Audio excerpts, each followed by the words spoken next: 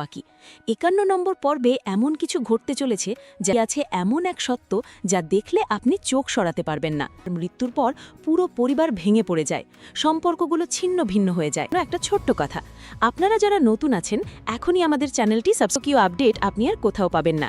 আর কমেন্টে অবশ্যই ৫১ নম্বর পর্বে দেখা যাবে সামির সিদ্ধান্ত নেয় সে তাদের পুরনো শহরের বাড়িতে, যেখানে একসময় ছিল হাসি, এক ছাদের নিচে নিয়ে আসে মেহেরিন, যে এতদিন শোকেময় ঘটে এক বড় ঘটনা। মেহেরিন একটি কন্যা সন্তানের জন্য। অন্যদিকে ফাহাদ, যে নিজের ভুল আর অপরাধ বোধে ভেঙে পড়েছিল, সিদ্ধান্তই পরিবারকে ধ্বংস করেছে। শেষে অনুশোচনায় যে বুঝতে পারে তার অহংকার আর দূরত্বই সব ভেঙে দিয়েছে। সে ফাহাদের সাথে আবার ফিরে আসে সামিরের বাড়িতে। সবার সামনে দাঁড়িয়ে সায়রা কান্নায় ভেঙে পড়ে ফাহাদের কাছেও। শেষে সেই বাড়ি যেখানে একসময় ছিল শুধু কষ্ট আর দূরত্ব, সেখানে ধীরে ধীরে আবার জ্বলে ওঠে ভালোবাসা, ক্ষমা আর নতুন শুরু, অনেক ত্যাগ, অনেক রহস্য। এখন আপনাদের কাছে কিছু প্রশ্ন রাখতে চাই।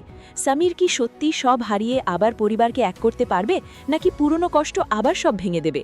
মেহেরিনের নবজাতক কন্যা কি নতুন আশার আলো, নাকি নতুন কোনো বিপদের শুরু, অন্য কোনো উদ্দেশ্য? আর সবচেয়ে বড় খবর হলো ৫১ নাম্বার ঠিক ১২টায় রিলিজ হবে।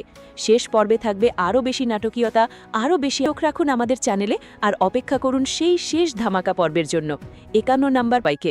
আসসালামু আলাইকুম প্রিয় দর্শক বন্ধুরা, আপনারা এবং আপনাদের পরিবার নিয়ে আনন্দে আছেন। আমাদের চ্যানেলে আপনাদের স্বাগত জানাই। আজকে আমরা নিয়ে এসেছি আজকে আসছে সামিরের গল্পের ৫১ নম্বর পর্ব। এই নাটকের শেষ এবং সবচেয়ে বড় কিছু মুহূর্ত তৈরি হবে, যা দেখে আপনার বুকের ভেতরে কান্না আসবে, চোখ ভিজে যাবে আর হৃদয় কেঁপে উঠবে। তাই যাত্রা। কিন্তু তার আগে একটু পেছনে ফিরে যাওয়া দরকার। আপনারা যারা ৫০ নম্বর পর্ব দেখেছেন তারা জানেন সেখানে কি হয়েছিল। তিনি ছিলেন সবার ভরসা, যিনি ছিলেন অন্ধকারের মধ্যে নিঃশব্দে, কোনো বিদায় না জানিয়ে।